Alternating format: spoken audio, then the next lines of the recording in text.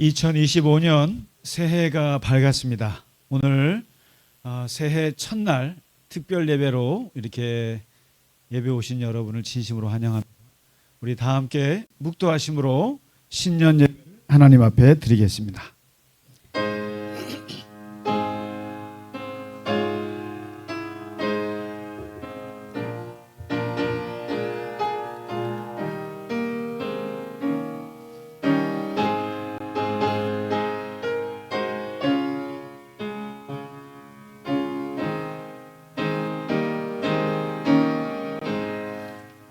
여호와께서 우리를 위하여 큰 일을 행하셨으니 우리는 기쁘도다. 흑암에 행하던 백성이 큰 빛을 보고 사망의 그늘진 땅에 거주하던 자에게 빛이 비치도다. 주께서 이 나라를 창성하게 하시며 나의 기업 이스라엘이여 복이 있을지어다 하실 것임이라. 아멘.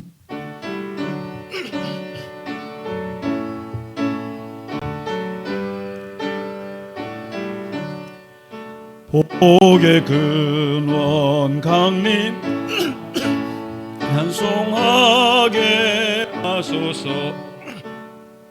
양없이 자비하심 길 없도다.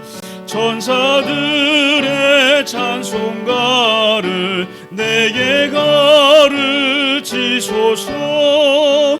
구속하신 그 사랑을 항상 찬송합니다. 주의 크신 도움 받아 이때까지 왔으니 이와 같이 전국에도 이르기를 바라네. 하나님의 품을 떠나 죄에 빠진 우리를 예수 구원하시려고 보혈을 여주셨네.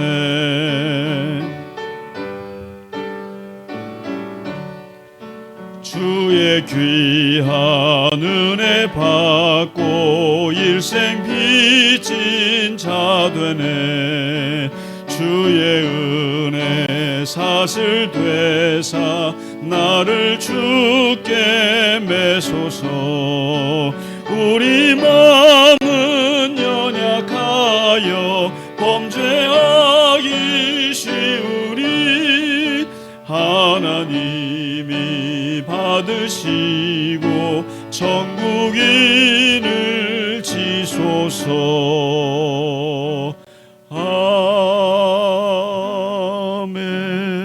아멘. 사도신경으로 우리의 신앙을 고백하겠습니다. 나는 전능하신 아버지 하나님 천지의 창조주를 믿습니다. 나는 그의 유일하신 아들 우리 주 예수 그리스도를 믿습니다.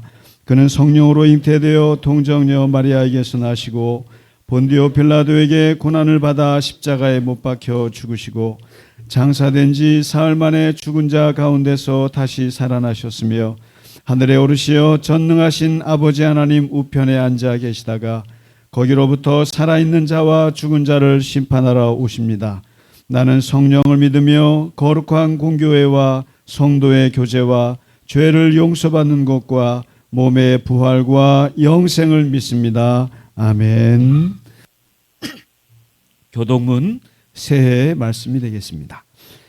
여호와여 주의 백성에게 베푸시는 은혜로 나를 기억하시며 내가 주의 택하신 자가 형통함을 보고 주의 나라의 기쁨을 나누어 가지게 하사 우리가 우리의 조상들처럼 범죄하여 사악을 행하며 악을 지었나이다.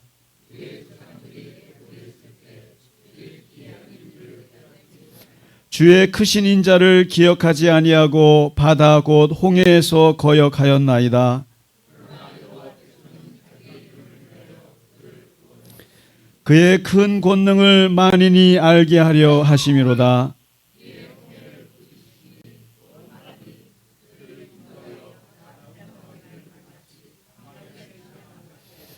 그들을 그 미워하는 자의 손에서 구원하시며 그 원수의 손에서 구원하셨고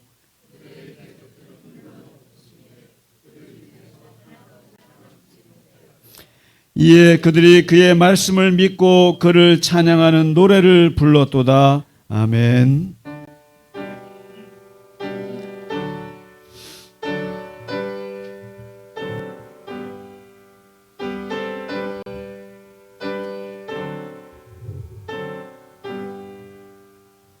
찬양 성부 성자 성령 성삼위일체께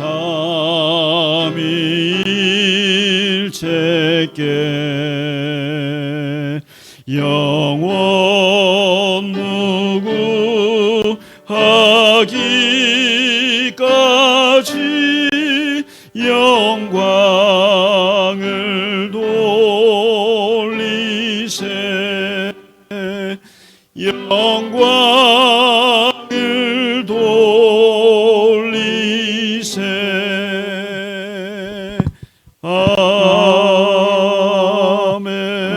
아멘. 참으로 힘든 한 해를 보냈습니다. 모든 일들이 전례 없는 일이었습니다. 많은 생명을 잃었고 실망의 깊은 늪에서 헤어나기 어려웠습니다.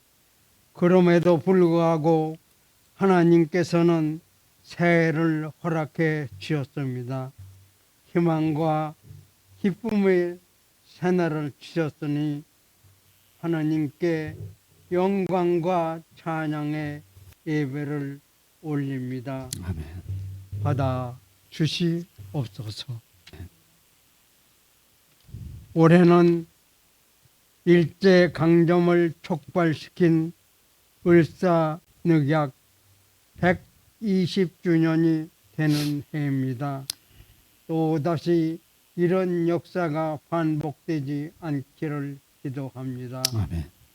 일본 통치 아래서 벗어나 해방을 맞이한 지도 85주년이 되며 대한민국 건국도 82주년이 됩니다. 민족 상징의 6.25 전쟁이 일어난 지도 80주년이 됩니다. 전쟁으로 폐허가 된 이 땅을 일으켜 일본을 앞질러 잘 사는 나라로 이렇게 해주신 것 다시 한번 감사드립니다. 이 역할을 예수님을 영접한 크리스찬들이 맡았던 것 다시 한번 하나님께 찬양과 영광을 올립니다. 올해는 갈릴리 겨자나무 교회를 세워주신 지 6째 해가 됩니다. 이 공동체를 통해 이 나라를 다시 한번 일으키는 사명을 허락해 주시옵소서. 아멘. 우리들이 중심이 되어 대한민국의 헌법 아래 민족과 국토 통일을 이루는데 앞장서게 해 주시옵소서. 교회를 이끌어 가시는 김상기 목사님께도 영적으로 힘 있는 지도력을 허락해 주시옵소서.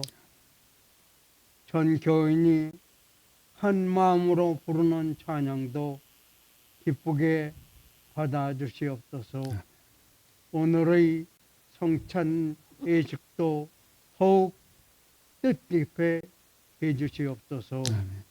모든 간구를 귀하신 예수님 이름 받들어 간절히 기도드리옵나이다. 아멘.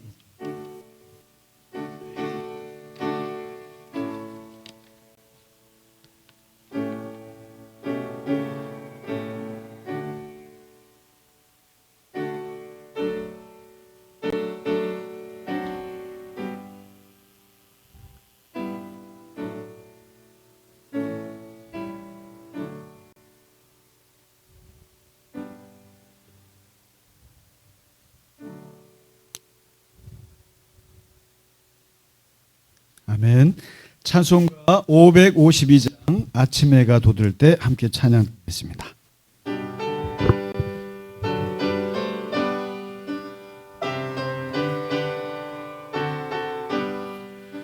아침 해가 돋을 때 만물 신선하여라.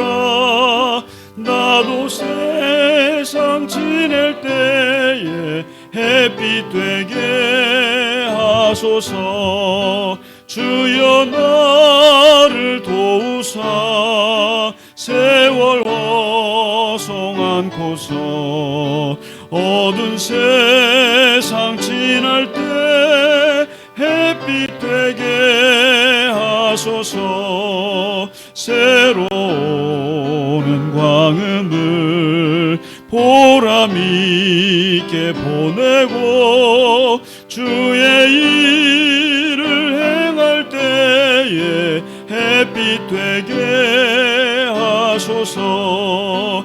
주여 나를 도우사 세월 허송 않고서 어두운 세상 지날 때 햇빛 되게 하소서. 한 번 가면 안 오는 빠른 광음 지날 때 귀한 시간 맞춰서 햇빛 되게 하소서. 주여 나를 도우사 세월 허송 않고서 어두운 세상 지낼 때 햇빛 되게 하소서.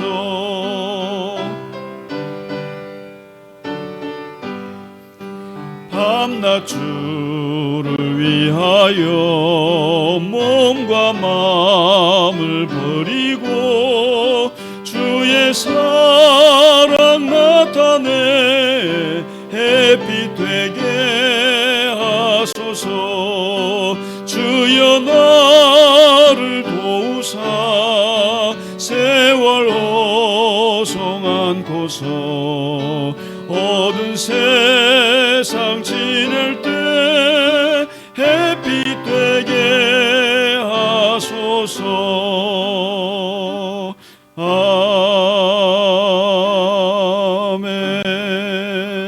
아멘. 아멘. 네, 교회 소식을 몇 가지만 알려드리겠습니다. 지난 성탄절부터 계속 수요일날 예배 나오시니까 어떠세요? 정신이 없으시지 않으세요? 네, 저는 너무너무 좋습니다. 교우분들을 자주 만나게 돼서 너무 좋은데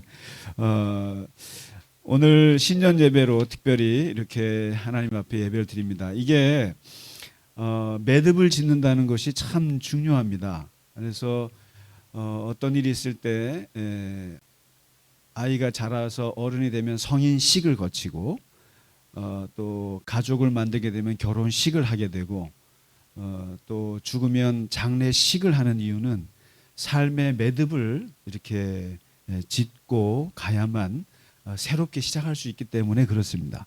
그래서 늘 그날이 그날이죠. 동쪽에서 해가 뜨고 서쪽으로 해가 지는 것을 늘 똑같지만 우리가 거기에 의미를 부여해서 신년이라고 하는 그 매듭을 만들어서 시작함으로써 우리에게 새롭게 삶을 시작할 수 있도록 하는 그런 의미가 있습니다. 그래서 우리가 특히 기독교인들은 이것을 예배로 하나님 함으로써 한 해를 시작합니다. 오늘 특별히 이렇게 이게 마이크가 예배 오신 교우 여러분들께 하나님의 특별한 은혜가 함께 하시기를 축원합니다.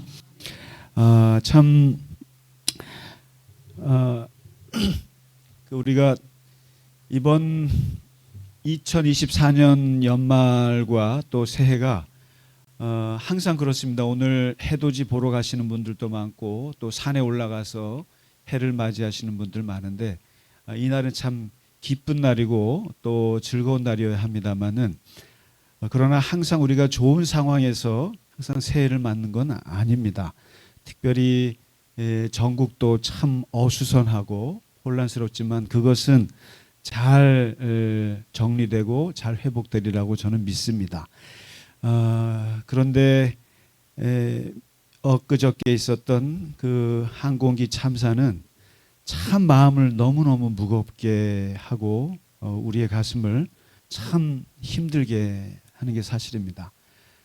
정말 그 3살짜리 아이가 이렇게 거기서 참 명을 달리했는데 그 친구가 와가지고 3살짜리 아이가 그 연결식장에 와서 빨간 자동차 장난감을 그 자리에 놓고 이렇게 손을 흔들면서 작별 인사하는데 정말 눈물 나더라고요. 그러니까 무슨 죄가 있어서 뭐 정말 너무나 안타까운데 이때 우리가 그리스도인들이 할 수 있는 것은 애도입니다. 애도. 그리고 마침 국가에서도 국가 애도 기간을 이렇게 하는 것은 여러분 우리가 살면서 이렇게 자연사로 때가 돼서 자연스럽게 죽는 것이 참 큰 복인데 제가 목사로서 깨달은 것이 하나 있는데 객사를 한다는 거 있지 않습니까? 원치 않는 죽음을 당하는 사람들, 전쟁에서 죽거나 사고로 명을 달리했을 때 특별히 애도를 해야 합니다. 특별히 애도해야 합니다. 준비되지 않은 죽음을 맞이하시는 분들의 영혼은 참 당혹스럽습니다. 참 하늘로 올라가기가 너무나 어렵습니다. 그때 살아있는 자들이 해줄 수 있는 것은 오로지 애도입니다. 같이 슬퍼해 주는 거예요. 같이 슬퍼해 주고 안타까워해 주고 그것이 하나님을 믿는 사람들이 정말 영적으로 깊이 생각하고 우리가 알고 있는 거거든요. 그래서 항상 그렇게 그분들 겉돌아요. 이게 못 떠납니다. 그때 살아있는 사람들이 슬퍼해주고 애도해주고 기도해주는 것이 이것이 영적인 사역이기도 하고 중요한 겁니다. 근데 제가 참 가슴 아프게도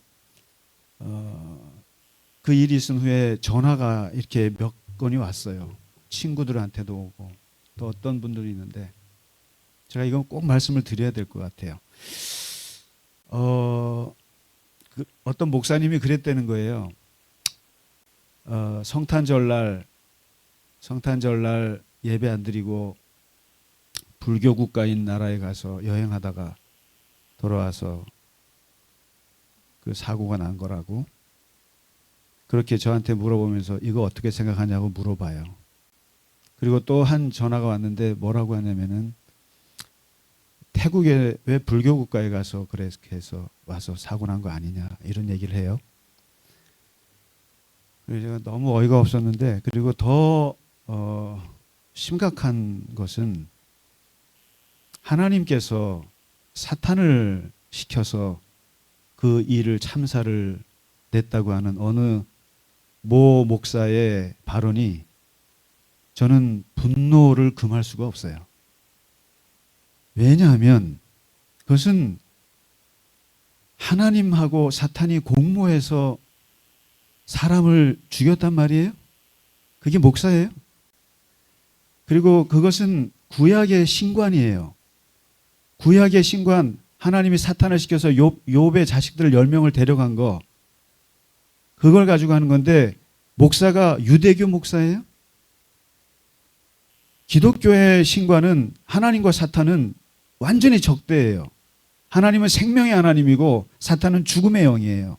어떻게 하나님이 사탄과 공모해서 그 179명이나 되는 생명들을 앗아갔단 말입니까? 어떻게 하나님이 그렇게 죽음의 하나님이 되셨단 말입니까? 그런 말을 어떤 그런 목사가 돼가지고 그런 신학을 공부하지도 않은 사람 같아요. 기본도 안 된 사람이에요. 그런 사람들의 말을 듣고 따르고 그리고 그 말에 휘둘려가지고 그 사람들의 죽음을 여러분 남들의 고통을 당할 때 철저하게 해야 될 해석은 과학적 해석이에요. 왜 사고가 났을까? 기체가 결함이 있었을까? 아니면 조종사가 실수했을까? 아니면 무한공항의 활주로가 문제가 됐을까? 그런 과학적 원인에 대한 분석은 철저하게 해야 돼요. 그러나 결코 하지 말아야 될 해석이 세 가지가 있는데, 첫째, 정치적 해석. 둘째, 도덕적 해석. 셋째, 종교적 해석하면 안 됩니다. 그건 어마어마한 폭력이에요. 그 사람이 죄를 지어서 죽었대. 욥의 10자식들이 죄를 지어서 그렇게 죽었습니까? 그리고 장애인으로 태어난 그 사람을 보고 예수님께 저 사람이 장애인으로 난 것이 자기 죄입니까? 부모의 죄입니까? 물었을 때 예수님 뭐라 그랬습니까? 그 누구의 죄도 아니라고 말씀하셨어요. 하나님의 영광을 위해서라고 그냥 그렇게 말씀하셨습니다. 종교적인 해석하면 안 됩니다. 하나님이 어떻게 사탄을 시켜가지고 그 사람들의 생명을 앗아갈 수가 있어요. 어떻게 그런 말을, 제가 왜 이 말씀 드리냐면 같은 목사로서 너무 부끄러워서 그래요. 이러면 이럴수록 기독교는 계속 세상에서 고립이 되는 거예요. 계속 고립이 되는 거예요. 세상 시대와 맞지를 못해요.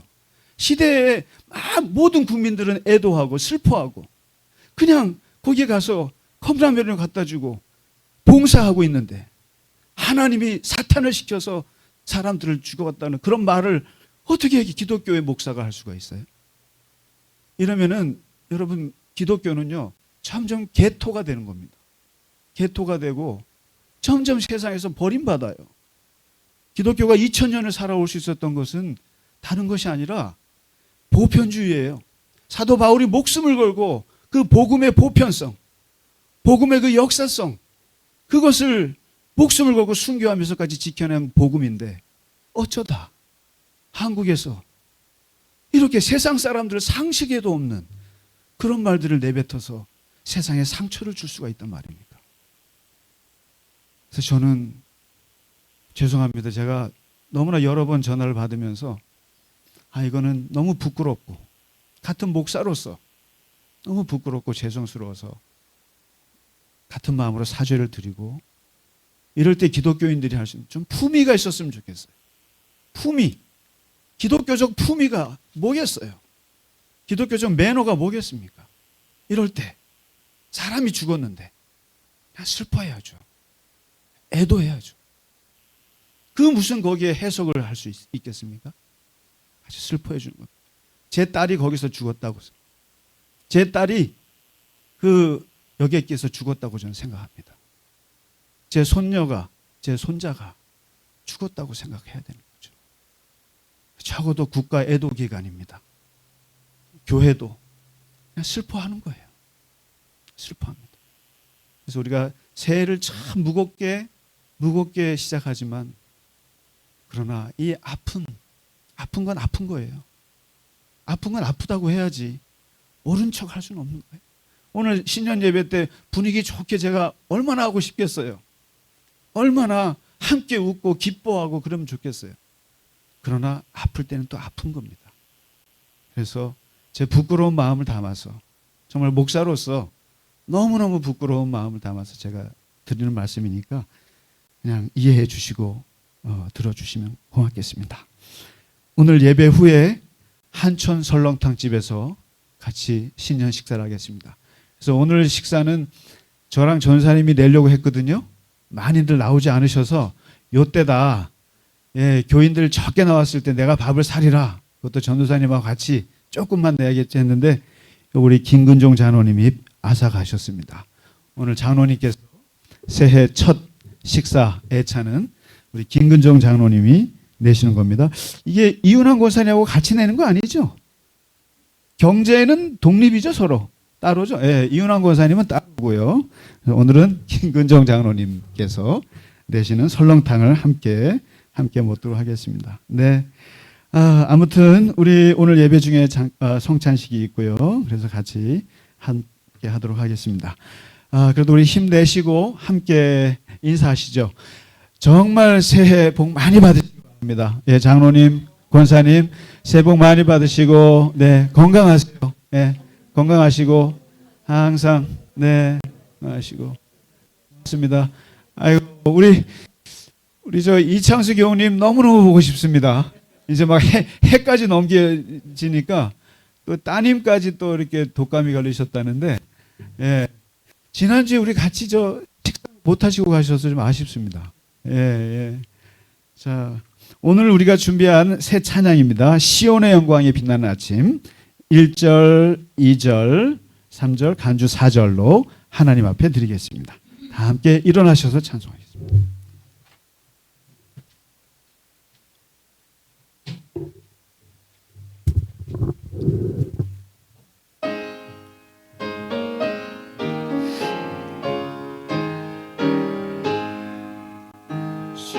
시온의 영광이 빛나는 아침 어둡던 이 땅이 밝아오네 슬픔과 애통이 기쁨이 되니 시온의 영광이 비춰오네 시온의 영광이 빛나는 아침 매였던 종들이 돌아오네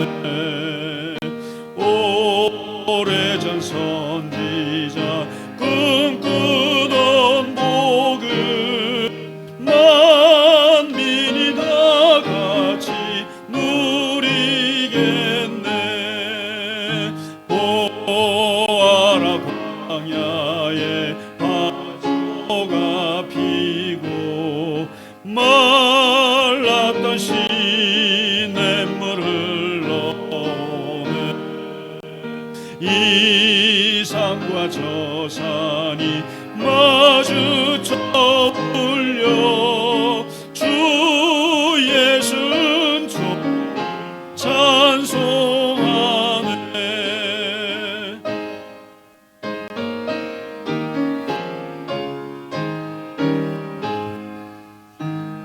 땅들아 바다야 많은 섬들아 찬양을 주님께 드리어라 싸움과 죄악이 가득한 땅에 찬송이 하늘에 사무치네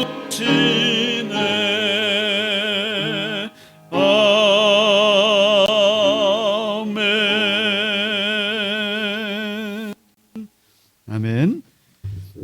네, 오늘 신년 첫날 우리에게 주시는 하나님의 말씀 함께 읽겠습니다. 시편 121편입니다. 먼저 같이 읽겠습니다. 시작. 내가 산을 향하여 눈을 들리라. 나의 도움이 어디서 올까? 나의 도움은 천지를 지으신 여호와에게서로다. 여호와께서 너를 실족하지 아니하게 하시며 너를 지키시는 이가 졸지 아니하시리로다. 이스라엘을 지키시는 이는 졸지도 아니하시고 주무시지도 아니하시리로다. 여호와는 너를 지키시는 이시라. 여호와께서 내 오른쪽에서 내 그늘이 되시나니 낮의 해가 너를 상하게 하지 아니하며 밤의 달도 너를 해치지 아니하리로다. 여호와께서 너를 지켜 모든 환난을 면하게 하시며 또 내 영혼을 지키시리로다. 여호와께서 너의 출입을 지금부터 영원까지 지키시리로다. 아멘. 그리고 이어서 시편 1편 1절에서 3절까지 함께 읽겠습니다.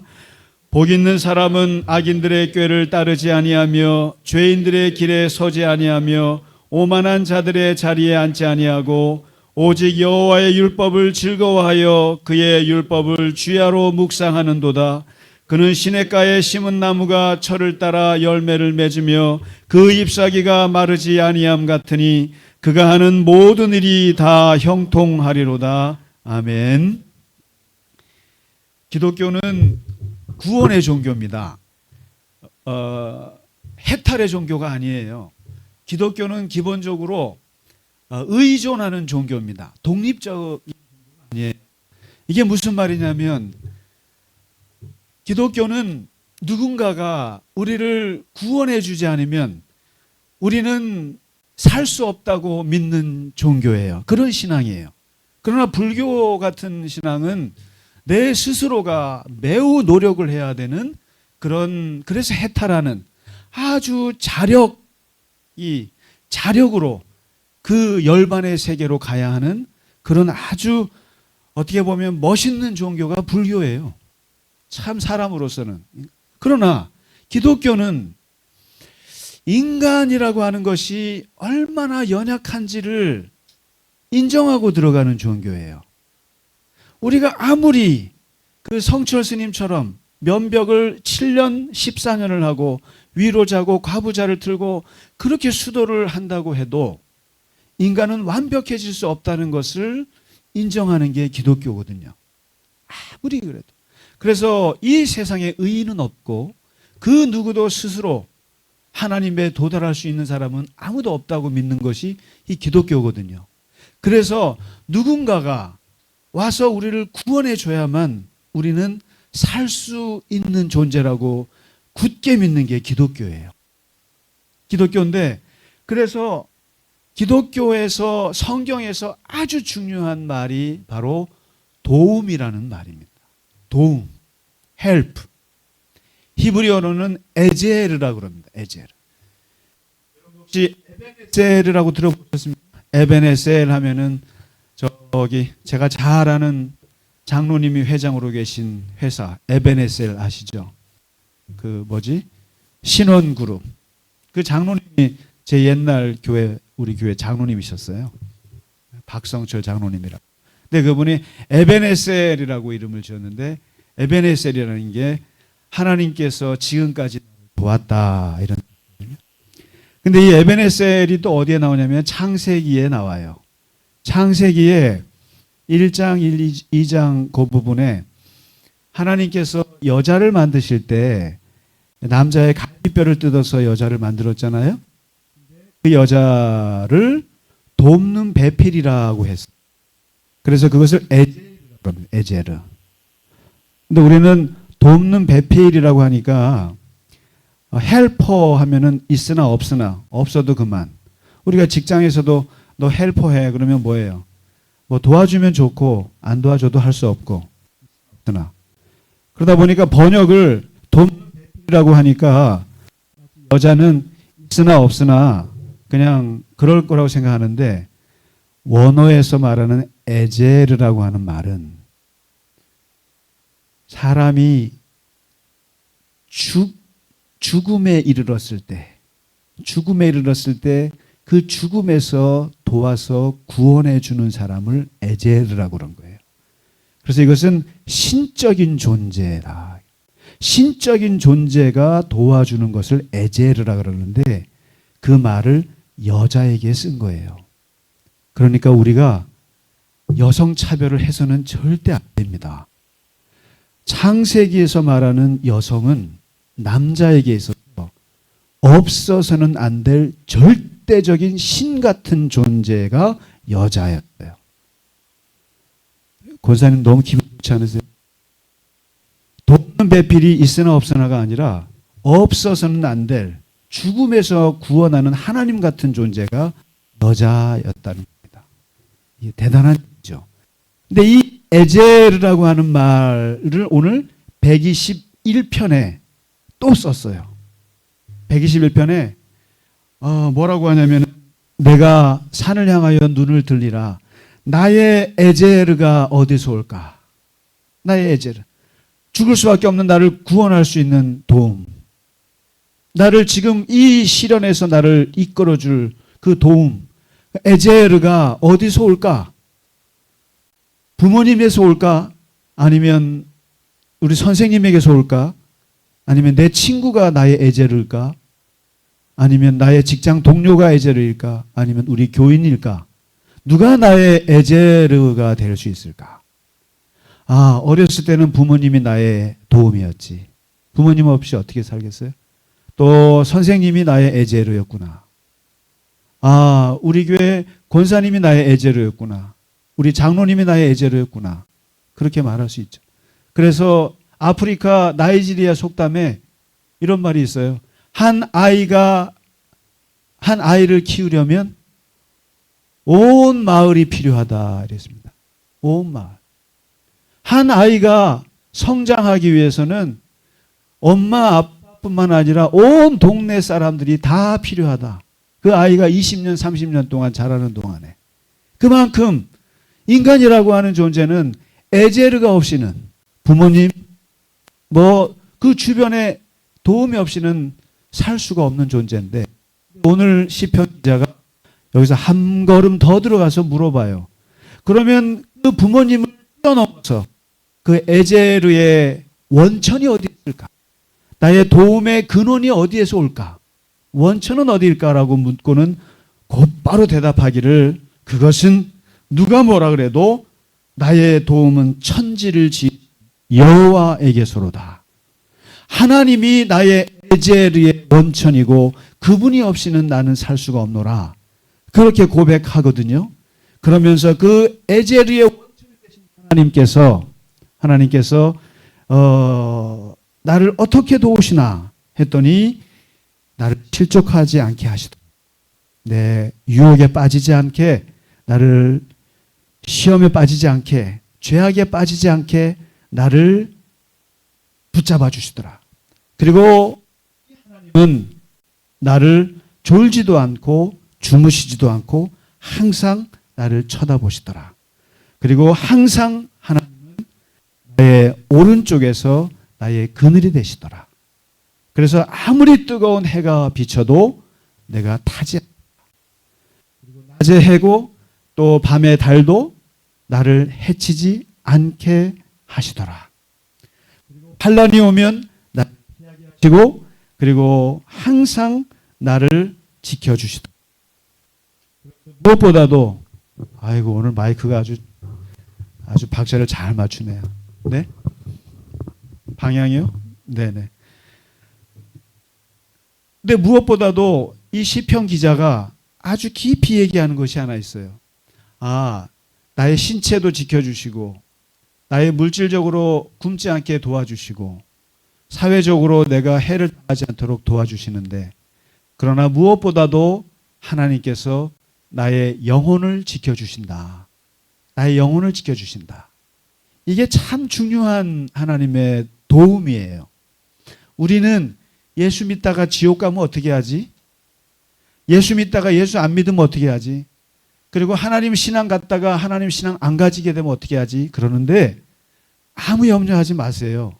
하나님은 참 뒤끝이 보통 분이 아니세요. 하나님은 보통 고집이 아니세요.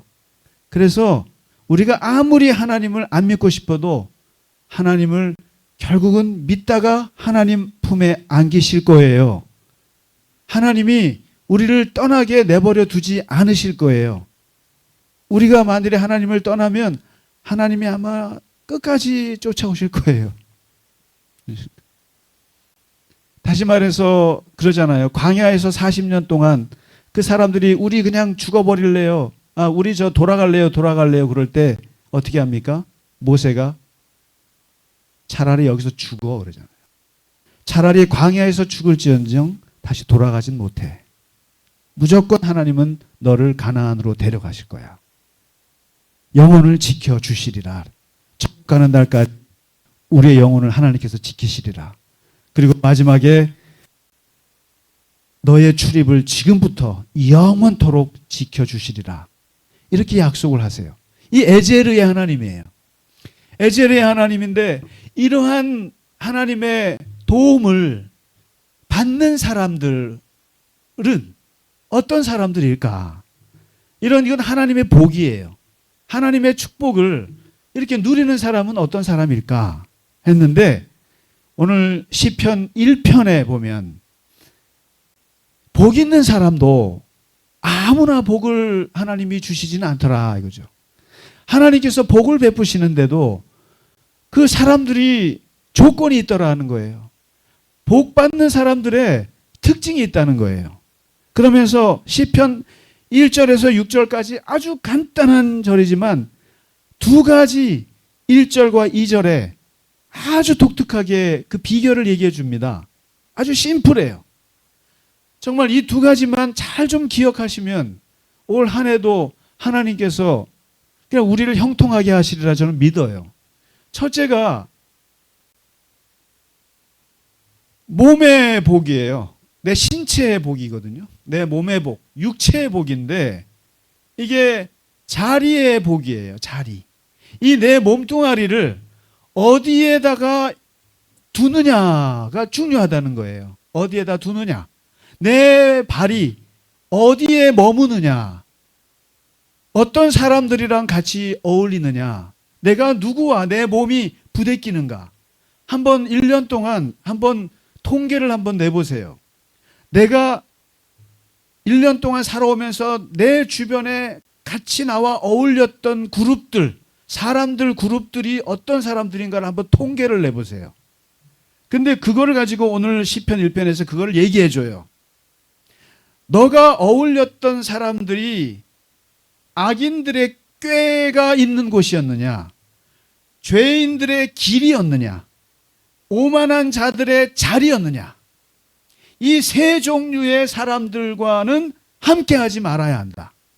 이게 복이라고 하는 것은, 그러면서 악인들의 꾀를 따르지 않는 것, 영어로 following, 쫓아가는 거예요.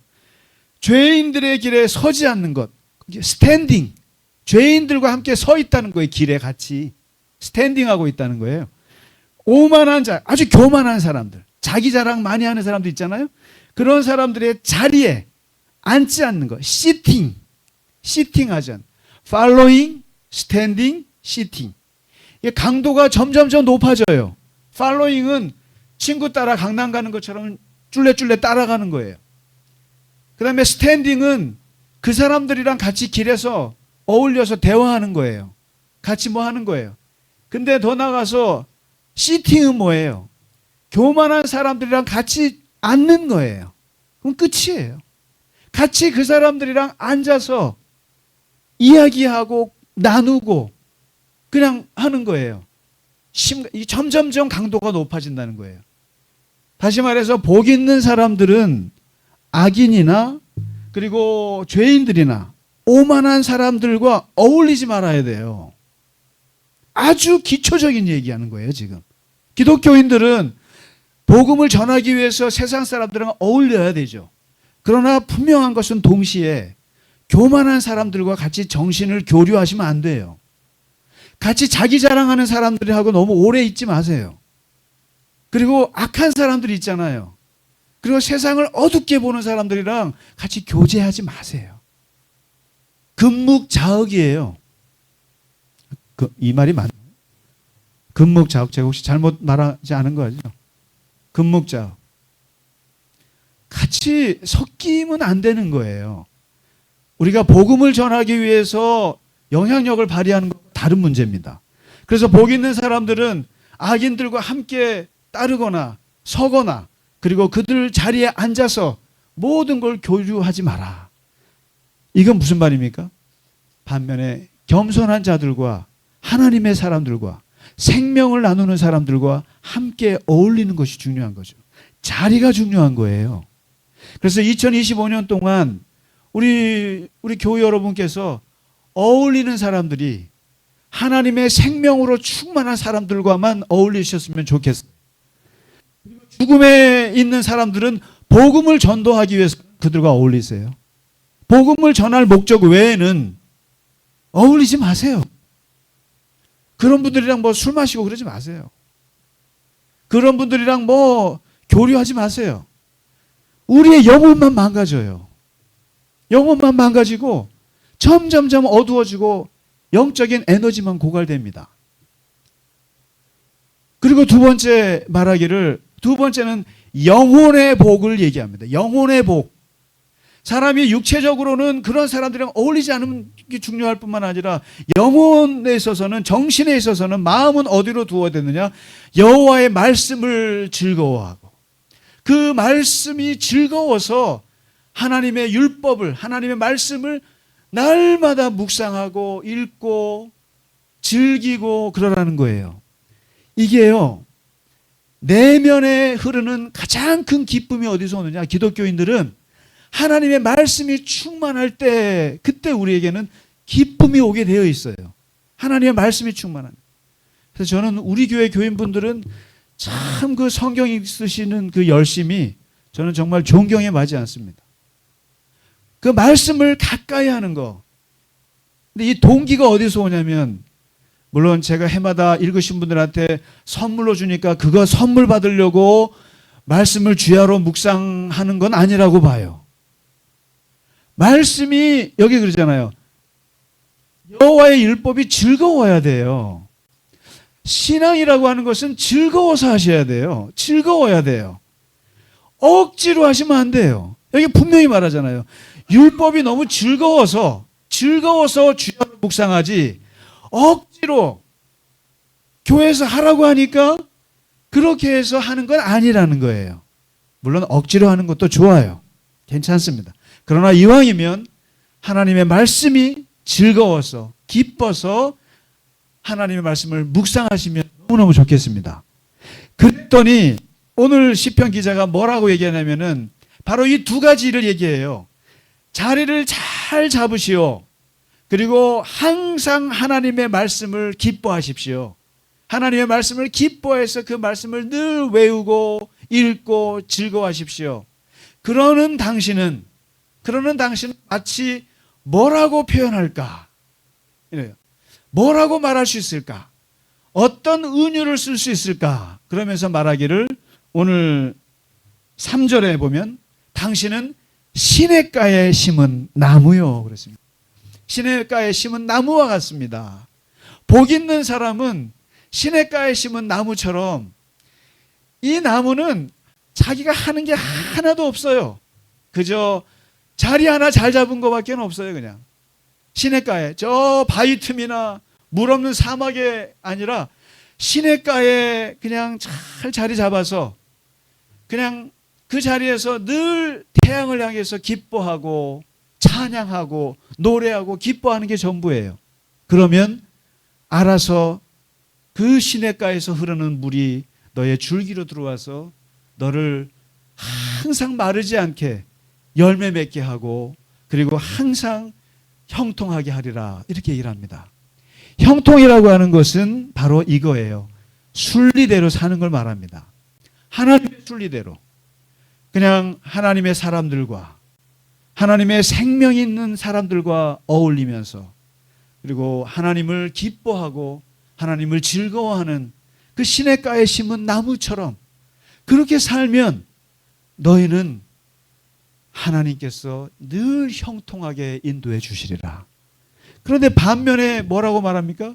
악인은 이렇게 합니다. 악인은, 복 없는 사람은 뭐라고 말할 수 있을까? 이렇게 얘기해요. 복 있는 사람은 시냇가에 심은 나무라고 한다면은, 악인은, 복이 없는 사람은, 치질이도 복이 없는 사람은 뭐라고 말할 수 있을까? 바람에 나는 겨와 같다. 이리 흔들리고 저리 흔들리고, 이리 가라면 이리 가고, 이 말이 하면은 이 말이 진짜 같고, 저 말하면 저 말이 진짜 같고, 친구 따라 강남 가고, 그야말로 이런 바람에 나는 겨와 같은 사람들은 하나님의 의인에 들지도 못할 뿐만 아니라 시험을 이기지 못하리라. 결코 이길 수 없다. 다시 말해서 신앙에 정말 올곧은 줏대가 있으시기를 주의 이름으로 축원합니다. 한번 우리가 하나님 안에 있었으면 하나님 안에서 뿌리 내리다가 죽으세요. 하나님 안에서 뿌리 내리다가 하나님 앞에 가셨으면 좋겠어요. 끝까지 꿋꿋하게 하나님 안에서 살다가 하나님과 더불어 하나님을 맞이하는 것이, 이게 복이라는 거예요. 그런데 복 없는 사람들은 이게 다른 게 아닙니다. 그냥 왔다 갔다 바람에 나는 겨처럼. 그러면 안 된다는 거죠. 오늘 우리가 새해를 맞으면서 시냇가에 심은 나무처럼, 우리가 이미 시냇가에 뿌리를 내린 하나님의 사람들이잖아요. 그 뿌리 안에서 어마어마한 열매를 거두시는 우리 모든 교우들 되시길 간절히 바랍니다. 우리 갈릴리 겨자나무 교회도 주님 안에 뿌리를 내렸기 때문에 정말 끝까지 하나님께서 우리에게 열매를 맺게 하실 줄 우리는 믿습니다. 그리고 다시 한번 이 슬픈 이 상황에서도 우리가 새해를 시작하게 하신 하나님께 다시 한번 감사하면서 또 그 안에서 기도하면서 올 한 해 많은 어려움들이 있을 거예요. 많은 어려움들이 있고 많은 고난들이 있겠지만 그러나 하나님께서 우리를 꿋꿋이 붙잡고 우리를 동행해서 인도하실 줄 믿고 오늘도 기도하며 나아가는 우리 모두 되시기를 주의 이름으로 축원합니다. 우리 이 시간에 오늘 신년을 맞아서 주님의 성찬에 함께 참여하면서 시작하도록 하겠습니다.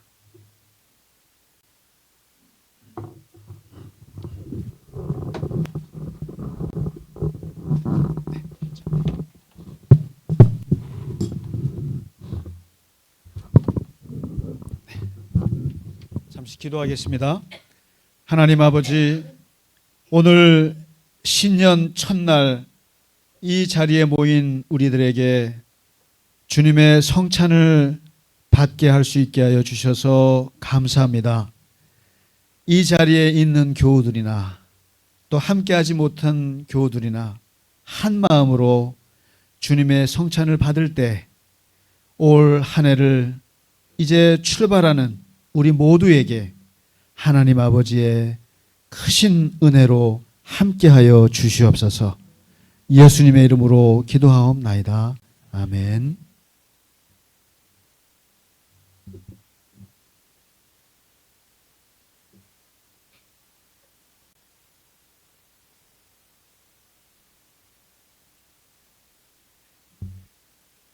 주께서 잡히시던 밤 제자들에게 떡을 떼어 주시며 말씀하시기를 이것을 받아 먹으라. 이것은 내가 너희를 위하여 주는 내 살이니 이것을 먹을 때마다 나를 기억하라 말씀하셨습니다. 식후에는 제자들에게 포도주를 따라 주시며 말씀하시기를 이것은 내가 너희를 위하여 흘리는 내 피니 이것을 마실 때마다 나의 죽음을 기억하라 말씀하셨습니다. 우리가 오늘도 주님의 살과 주님의 피를 먹고 마시는 것은 주님이 다시 오시는 날까지 그분의 죽음과 부활을 전하기 위함입니다. 이 시간 경건한 마음으로 주님의 성찬에 다 함께 참여하시기 바랍니다. 한 분씩 나오시겠습니다.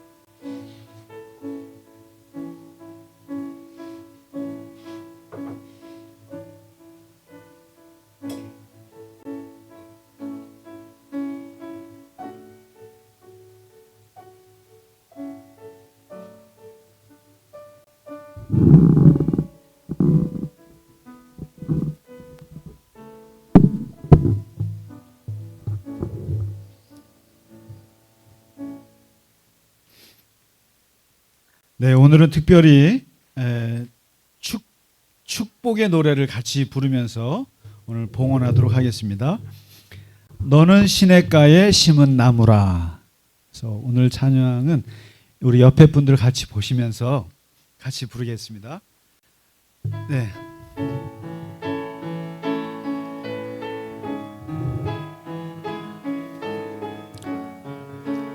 손으로도 이렇게 좀 하시면 좋겠어요. 너는 시냇가에 심은 나무라. 하나님의 사랑 안에 믿음 뿌리 내리고 주의 뜻대로 항상 살리라. 주의 시절을 쫓아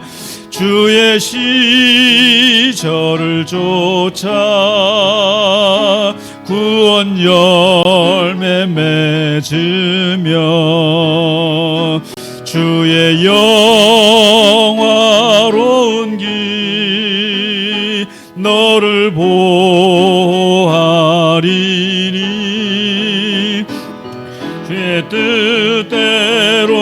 주의 뜻대로 항상.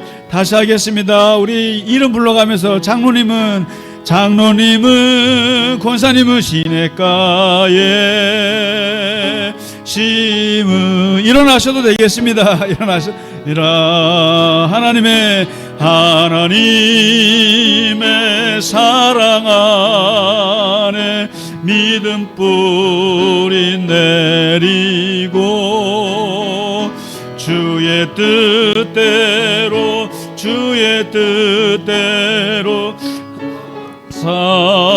다시 한번 하겠습니다. 너는 시냇가에, 집사님은 권사님은 시냇가에 심은 나무라. 하나님의 사랑 안에 믿음 뿌리 내리고 주의 뜻대로 항상 살리라. 아멘. 하나님 아버지, 2025년 새해를 우리에게 주셔서 감사합니다.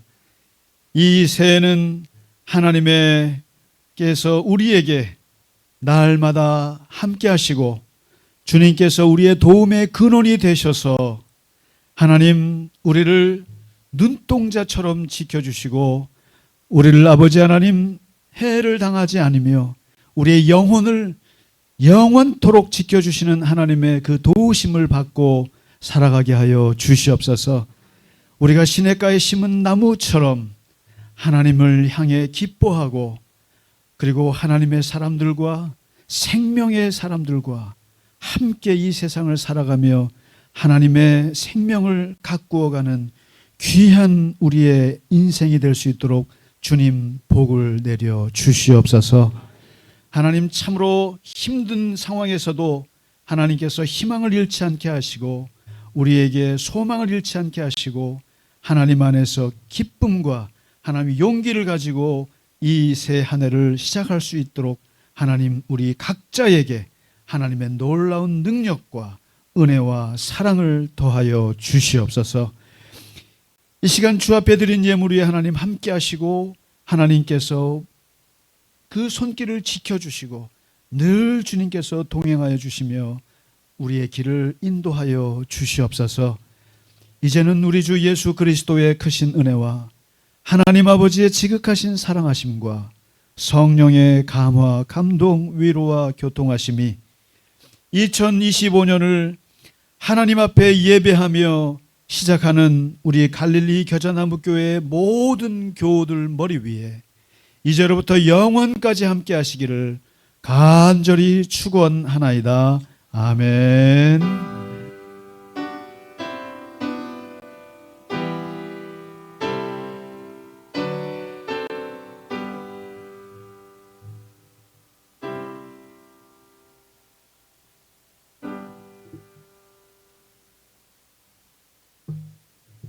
주